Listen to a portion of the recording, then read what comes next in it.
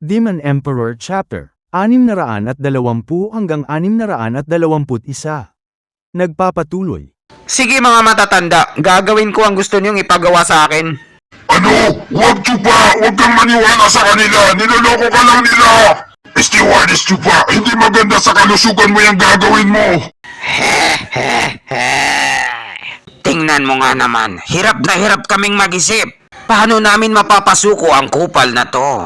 Pero ngayon, siya na ang nagpasyang sumuko. Maganda to. Siya ang pinakamataas na bossing ng opisina ng kapili-pili. Kapag napaluhod ko siya sa harap ko, yun na rin ang katapusan ng opisina ng trabahador. O sige, gagawin ko na ang gusto mo, kung yan lang ang ikakasya mo. Basta't gawin mo lang ang gusto ko. At sabay sabihin mo na ang opisina ng trabahador ay hindi na manggugulo sa loob ng sekto.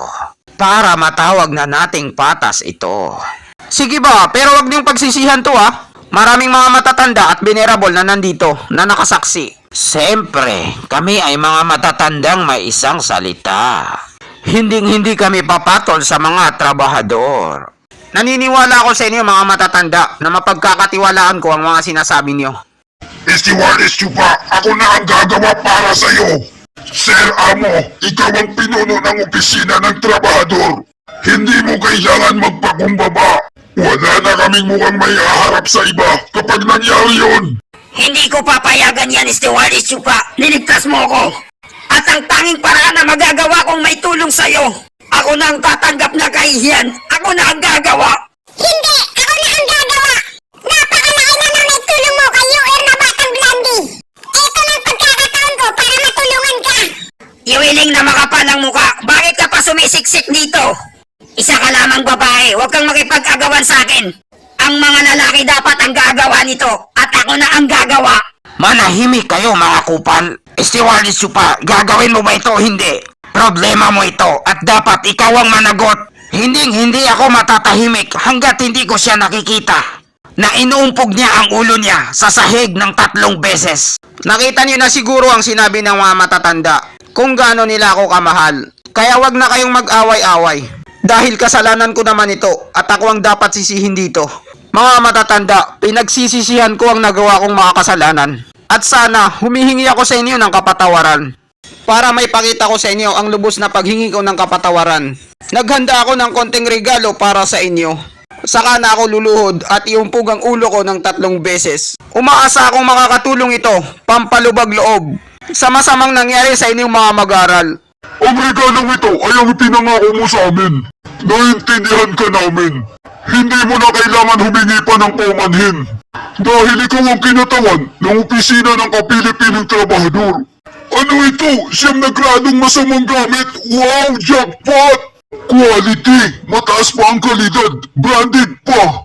Chupa, ano pa ang inihintay mo? Lumapit ka na rito at ibigay mo na sa amin ang regalo. Tama! Ibigay mo na! Mga matatanda, tatanungin ko ulit kayo sa pinakahuling pagkakataon. Kapag lumuhod ako sa harap niyo at humingi ng tawad, kakalimutan na natin ang lahat ng mga nangyari. Bilang matanda ng sekto, ang salita namin ay ginto, parang gold bars ni Marcos. Kaya bilisan mo na, ibigay mo na sa amin ang mga regalo! Ha! Sige, ito na. Pagpasensyahan niyo na ang konting regalo ko sa inyo mga matatanda. Walang problema yan sa amin. Sa wakas, nakuha na namin ang regalo. Ano kaya ang laman nito? Excited na ako. Sinong gumawa nito? Hindi maaari, apo ko! Ano mga matatanda? Anong masasabi niyo? Nagustuhan niyo ba ang regalo ko sa inyo? Hoy, anong natanggap mong regalo? Masyado kang nabigla. Ba't hindi ka makapagsalita? Siguro napakaganda yan kaya wala kang masabi. Ano yan? Hindi ba ulo yan? Ang mga ulo ni Chiping at Eugene, bakit nandito? Ano mga ulo ng apo nilang nakalagay sa regalo? At paano nangyari? Sa anong paraan? Ano bang nasa isip ng batang ito? Nababaliw na ba siya? Bakit niya ginawa yun? Mga matatanda, nagustuhan niyo ba ang regalo ko sa inyo? Iginugol ko ang aking puso at kaluluwa para lang magawa yan. Pumunta pa ako ng malayo para lang maibigay sa inyo ang regalong yan. Para mapagmasdan nyo at mayakap ang inyong mga apo. Pasalamat kayo sa akin dahil hindi ko itinapon ang mga ulo nila sa mga asong gala. Chupa! Papatay kita ngayon din! Napakalakas ng aurang nilalabas nilang dalawa. Teka muna, huminahon muna kayo. Pag-usapan muna natin to. Hulaan mo munang tanungin ko siya. Chupo, sabihin mo sa akin ang totoo. Pinatay mo ba silang dalawa? Hindi ba nasa lugar sila ng mga kapili-pili? Oo, pinatay ko sila. Ano sa palagay mo para saan ang party na to na paghingi ng tawad? Pumunta ako sa lugar ng mga kapili-pili kaninang umaga para lang kunin ang mga ulo nila bilang pangregalo. Tapos nagmadali akong bumalik rito. Kaya nga humingi na ako sa inyo ng pasensya mga venerable. Patawarin niyo ako sa ginawa kong eksena sa lugar niyo, nakapili-pili. Pero dahil pinatawad niyo na ako, all goods na tayo. Ang ikalawang rason na paghingi ko ng tawad ay para sa mga matatanda. Dahil ipinadala ko na sa kabilang mundo ang kanilang kaanak, umaasa sana ako nakakalimutan na natin ang lahat at mag-move on na tayo. Ito pala ang tinutukoy mong paghingi ng tawad. Ang akala ko ay tungkol kay Tae. Dahil na lang po si Eugene sa kanya. Hindi ba ang mga batang yan ang gumawa ng skandalo sa opisina ng trabahador? Hindi namin kasalanan yun, kaya bakit kami hingi ng tawad? Kung sila ang may kasalanan. Ang naging kasalanan lang ng mga batang ito ay naging mahinang nila lang sila.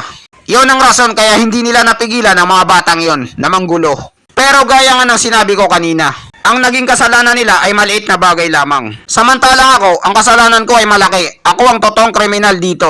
Pero sinabi niyo na kanina na pinatawad niyo na ako. Kaya ang lahat ng ito ay tapos na. Tarantado ka! Pinagplanuhan mo to!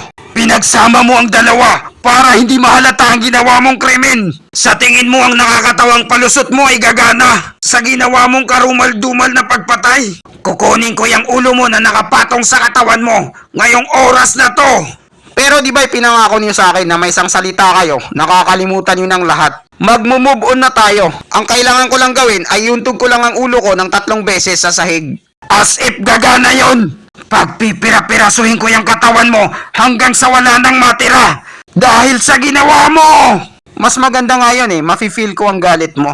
Dahil wala rin akong balak lumuhod sa harap mo, kupal ka. Humanda ka sa akin, bastardong bulok na traidor! Ha! Mamatay ka! Ha ha ha! Sige lang mga matatanda, lumusob kayo.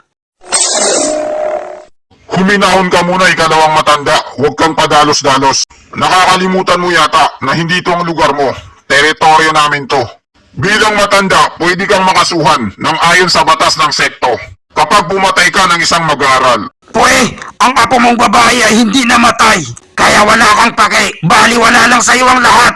Sa palagay mo ba kaya mong i-baby ang batang yan habang buhay? Magaling, pang Oscar Award ang aktingan mo, Lolo. Nararamdaman ko ang mga matatanda, ang kanilang pagmamahal sa kanilang mga apo. Kaya naman bibigyan ko kayo ng pag-asa para hindi na kayo sad. Gagamitin natin ang batas ng sekto. Ang mga nasa ibaba ay pwede nilang hamunin ang mga nasa itaas. At wala itong kaso, hindi niyo na kailangan matakot sa mga pwedeng mangyari. Pinatay ko ang inyong mga apo nang naaayon sa batas ng sekto. Ngayon naman, kayo naman ang hamunin ko. At kung magagawa niyong paggutay-gutayin ng katawan ko, walang magagalit sa inyo. Ha ha! Magaling kung ganon! Tinatanggap ko ang hamon mo! Mabuti kung ganon, pwede na tayong magsimula. Anong gusto niyo? Isahan lang o sabay na kayong dalawa? Chupa, anong ginagawa mo? Ang kawawang matatandang ito, nawalan sila ng kamag-anak. At ang tanging may tutulong ko lang sa kanila ay mabigyan sila ng pag-asa.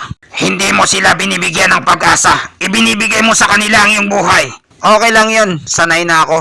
At ang mga tao dito ay masasaksihan nila ang aking katapatan at kabaitan. At ang magiging basihan dito ay kung makakaya ko ba o hindi ang pagsubok na to. Gustong gusto ko talagang tinitiris ang mga pesteng kuto na palagi na lang nakikialam sa mga ginagawa ko.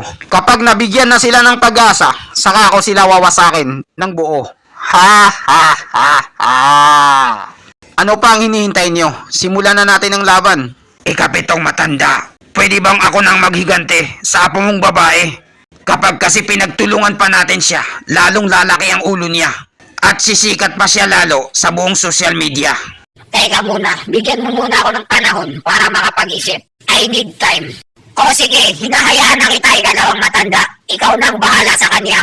Walang problema sa akin yan, ikapitong matanda. Penger, apo ko. Ngayon, ipaghiganti ka ng lolo mo. Humanda ka, pang-ataking kaluluwa. Fire-faced Ace! Hikin! Isang ethereal stage na gamit ang kaluluwang atake.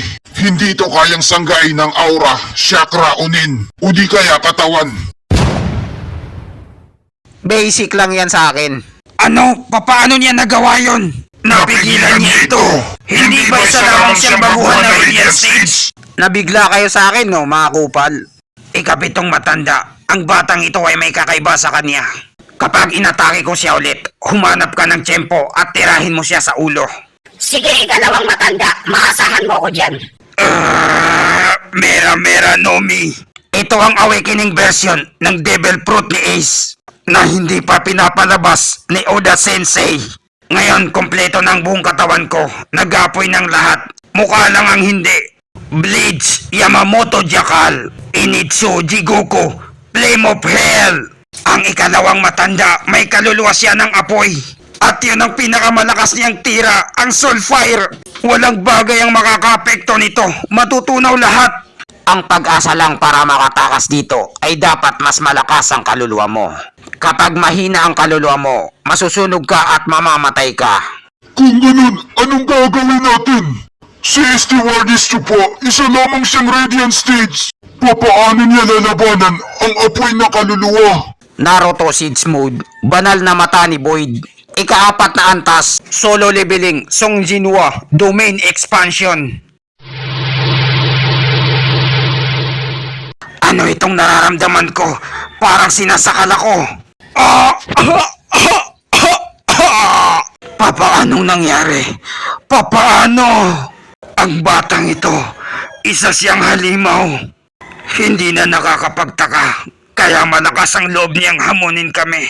Na dalawang matanda, hindi kaya ito ang totoong balak nila? Gusto nila kaming patahimikan na dalawang matanda. Humanda kayo, ako naman ngayon ang atake.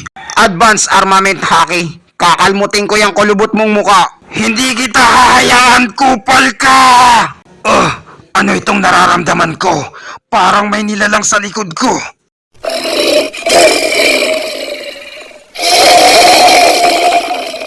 Ito ang lakas ng isang kaluluwa. Papaano? Papaanong meron ka? Nakabuo ka na ng sarili mong kaluluwa? Nabigla ka, no? Kupal. At dito nagtatapos ang chapter 620 hanggang 621. Maraming salamat po sa panunood nyo. Mag-subscribe para laging updated sa buhay ni Chupa.